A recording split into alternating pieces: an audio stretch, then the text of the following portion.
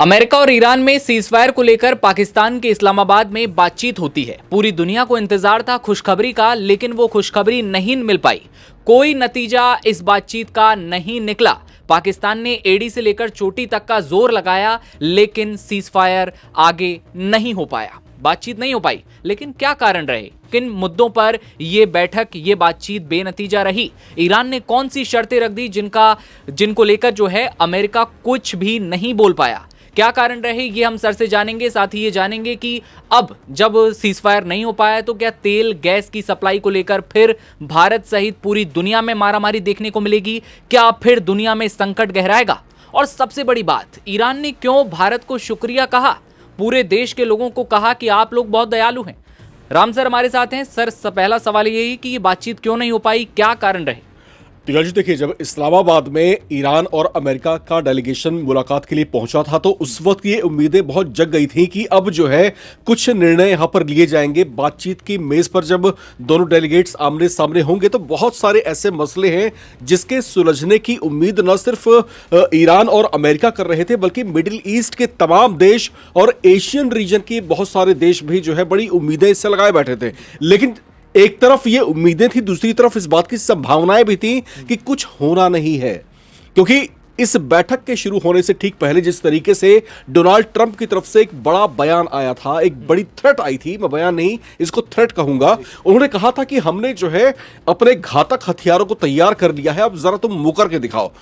आप एक तरफ जा रहे हैं बातचीत करने के लिए, आपकी बॉडी लैंग्वेज, आपके बोलने का अंदाज, बात रखने का तौर तरीका आपका बहुत ही जो है माइल्ड होना चाहिए, लेकिन आपके तेवर तो डाउन हो ही नहीं रहे।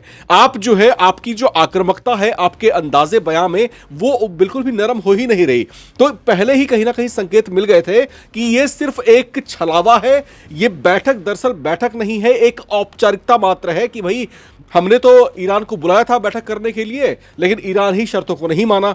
तो मुझे ऐसा लगता है कि अमेरिका दुनिया में यह प्रोजेक्ट करने की कोशिश कर रहा है कि देखो हमने तो शह दी थी, बात के लिए बुलाया था, लेकिन वही नहीं मान रहा था, अब हम क्या करें। तो कहीं ना कहीं यह समझ में आ रहा है कि अब हो सकता है कि इसके पीछे अमेरिका की कोई दूसरे तरह की रणनीति काम कर रही हो सकता है कि ईरान को प्रोवोक करने का एक अटेम्प्ट हो कि ईरान नहीं माने और हमको एक मौका मिल जाए उस पर बड़ा हमला करने का। और इस तरह से आप जब हमला करते हैं इस तरह के रीजन के बाद कि उसने हमारी बात नहीं मानी, तो एक ना एक तरीके से आपको दुनिया के कई देशों का एक पैसिव सपोर्ट मिल जाता है। कारण क्या क्या रहे? तीन अगर बड़े कारणों की बात करूं कि बात नहीं बन पाई, कि इन मुद्दों पर बात नहीं बन पाई, कौन से कारण थे वो? देखिए, जो महत्वपूर्ण पहलू थी बातचीत की, यहां पर ईरान जो है कुछ शर्तों के साथ वहां पहुंचा था। उन्होंने कहा था कि हम चाहते हैं कि जंग खत्म हो जाए, जंग में हम भी उलझना नहीं चाहते। महत्वपूर्ण बात यहां पर ईरान की तरफ से ये रही कि भाई अमेरिका हमारे ऊपर बेजा दबाव ना बनाए कि हम जो है अपने न्यूक्लियर एनरिचमेंट को जो है घटा दें या कम कर दें। भाई हम एक स्वतंत्र देश हैं, हम अपनी संप्रभु गणराज्य हैं, हमें अपने फैसले करने का अधिकार है। हम चाहते हैं कि हम मजबूत बने और हम चाहते हैं कि हमारा परमाणु संवर्धन कार्यक्रम बढ़े। और ईरान ने यह भी एश्योर करने की कोशिश की कि परमाणु संवर्धन का मतलब ये नहीं कि हम उसका परमाणु बम बना देंगे, उससे जो है हम न्यूक्लियर एनर्जी सेक्टर में इसका इस्तेमाल कर सकते हैं। तो इस तरह की बातें कह के हम ईरान ने कहीं ना कहीं जस्टिफाई करने की कोशिश की। दूसरी महत्वपूर्ण बात यह कि ईरान ने एक शर्त ये रखी थी कि भाई हमारे ऊपर तो हमले बंद करो, साथ ही साथ जो हमारा मित्र देश है लेबनान, तो उसके ऊपर भी हमले बंद करने चाहिए। तो इसके लिए ईरान ने अमेरिका को कन्विंस करने की कोशिश की कि आप अपने मित्र देश इजराइल से बात कीजिए ताकि वो लेबनान पे अटैक्स ना करे। तीसरी महत्वपूर्ण बात यह कि ईरान यह भी चाहता है कि मिडिल ईस्ट के तमाम देशों में जहां जहां पर भी अमेरिकी सैन्य अड्डे मौजूद हैं उसको जो है डिसबैंड किया जाए, वहां से उसको हटाया जाए। साथ ही साथ हॉर्मुज में जो है ईरान अपना पूर्ण वर्चस्व चाहता है, जैसे कि पहले से रहा है। वहां पर अमेरिका की किसी भी तरह की गतिविधि डायरेक्ट या इनडायरेक्ट तरीके से ईरान बर्दाश्त करने की स्थिति में नहीं है। ये बातें एकदम सटीक अंदाज में बैठक में रखी गई हैं। और एक और बात यहां पर निकल के जो भी आई है उसमें यह बताया गया है कि अली जो गलिबाफ हैं, ईरान की संसद के जो स्पीकर हैं, उनकी तरफ से जो है ईरान की तरफ से इसका जो प्रतिनिधित्व कर रहे थे, उनमें और जेडी वेंस में जो है जबरदस्त तरीके से नोकझोंक हुई है। ये दोनों नेता जो है वहां पर लड़ पड़े हैं, बहस हुई है बड़ी जबरदस्त तरीके से। तो आप स्थितियों को समझ सकते हैं कि बेशक गोले बारूद बम की जो है बौछारें कम हुई हैं, लेकिन इसकी जो तपिश है, इसकी जो एक जो सेंसिटिविटी जो है वो बिल्कुल भी नहीं घट रही है। तो मतलब ये साफ है कि ईरान ने ये दिखा दिया है कि वो झुकेगा नहीं। उसकी जो शर्तें हैं लेबनान को लेकर, हॉर्मुज को लेकर और तीसरी शर्त अपनी संपत्ति को लेकर, वो किसी भी तरह से झुकेगा नहीं। और अमेरिका भी इसी बात को कह रहा है कि वो भी नहीं झुकेगा। लेकिन इसी बीच एक बड़ा सवाल यह है कि पूरी दुनिया में क्या अगर ये युद्ध नहीं थमता, एक बार फिर जंग होती है, गोला बारूद फिर चलता है, तो क्या तेल और गैस की संकट, भारत में मारामारी क्या फिर देखने को मिल सकती है? इस पर सर से जवाब लेंगे, लेकिन उससे पहले आपको बता दें कि भारत को ईरान ने शुक्रिया कहा।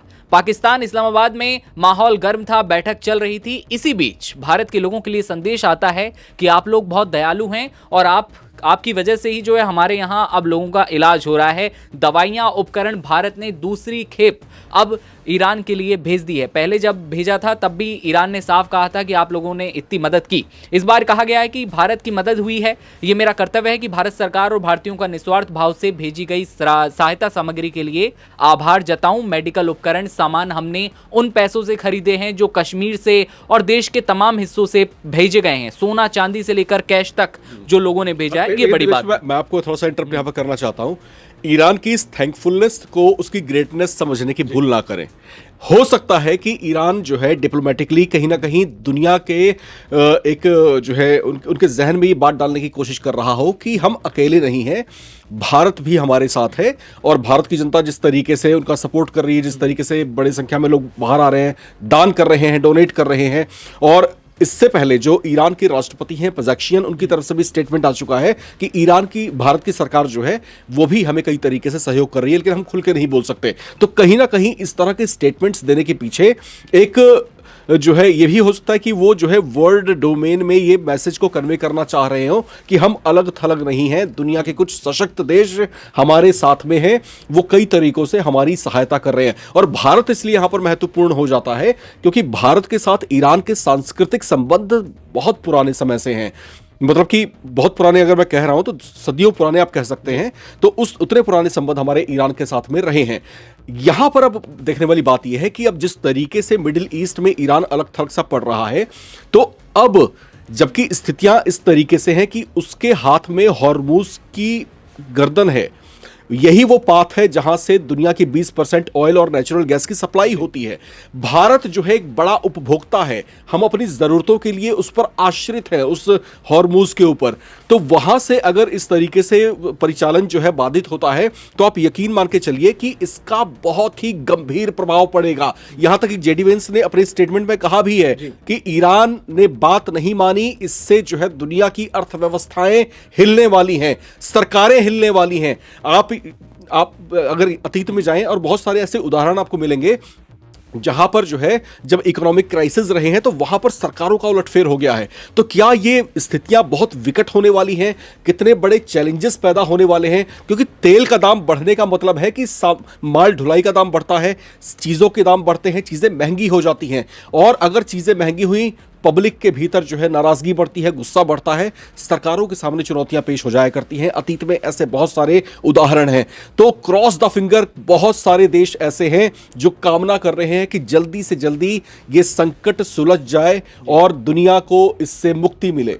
बिल्कुल। और मुस्लिम देशों की बात करें, खाड़ी देशों में भी बहुत बड़ा नुकसान हुआ है। तेल की जो कंपनियां हैं, आरामको जो है सऊदी अरब की सबसे बड़ी तेल कंपनी, रिफाइनरी, वहां पर ईरान ने हमला किया। तो सऊदी अरब हो, कतर हो, यूएई हो, जहां से पूरी दुनिया में तेल का सर्कुलेशन बनता है, इन पर सबसे ज्यादा असर इस युद्ध का हुआ है। और अगर एक बार फिर हालात फिर वही होते हैं युद्ध जैसे, तो फिर एक बार दुनिया में तेल और गैस का संकट बनते हुए दिख सकता है। एक छोटी सी रिपोर्ट दैनिक भास्कर की है जिसमें कहा गया कि ईरान युद्ध में खाड़ी देशों को अपनी जीडीपी का लगभग 2% का नुकसान हुआ। 2%। सऊदी अरब, कतर और यूएई को करीब 70 अरब डॉलर, 6.46 लाख करोड़ रुपए का नुकसान हुआ है। और इसकी भरपाई कैसे होगी ये अभी तक किसी को नहीं पता। और इसकी मार पड़ने वाली है अब दुनिया के तमाम देशों पर, क्योंकि सीजफायर अब तक नहीं हो पाया है। जो कि तमाम अपडेट जो कि सामने आ रहे हैं, क्योंकि कहा यह भी जा रहा है कि पाकिस्तान में जब सीजफायर नहीं हो पाया तो आगे अब कोई राह निकलने का रास्ता साफ नहीं होता। पाकिस्तान ने अपनी एड़ी चोटी का जोड़ लगा लिया। दिवांशु, काफी हद तक बात जो है इस समय ईरान के ऊपर डिपेंड कर रही है। अब यहां पर जो दिखाई दे रहा है, जो रियलिटी है, जो दुनिया देख पा रही है, अब जो है सारा कंट्रोल मुझे ईरान के हाथों में दिखाई दे रहा है, क्योंकि हमने 40 दिन के युद्ध में देख लिया अमेरिका कुछ नहीं बिगाड़ पाया इसका। तो 40 दिन के वॉर के बाद ईरान ने काफी हद तक खुद को प्रूफ किया है। हालांकि अब आगे क्या होता है, लेकिन फिलहाल कंट्रोल काफी हद तक ईरान के हाथों में दिखाई दे रहा है।